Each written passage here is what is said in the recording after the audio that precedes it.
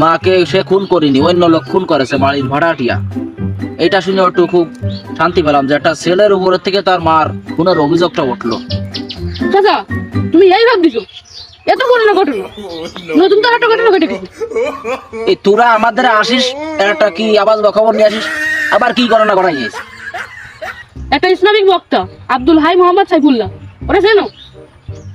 হ্যাঁ চিনি, ওই যে মনে হয় চুল লম্বা লম্বা বাবলি চুল। হয় হয়, কেন? হ্যাঁ চিনি, তা কি আছে? ওই বক্তা মাহবিল শেষ করে আসার সময় ওই যমুনা সেতুর আগে সে লাতিল, সেই সময় একটা ট্রাক এসে পিছন থেকে দিচ্ছে। পিছন দিয়ে অ্যাক্সিডেন্ট করে দিয়েছে? হয়, ওই প্রাইভেট কারের গাড়ি সামনে পিছনে সব জায়গাতে ভেঙে গেছে। তা বক্তার কিছু হয়নি? না মানে এই জন্যই তো আমি আসলাম, তুমি একটু কল মল দিয়ে একটু খবর নাও, শুনিলাম অসুস্থ। ও তা ফোনটা দে, আমাকে ধরাই দে। দাও দিচ্ছি। আবার আল্লামা সাইদি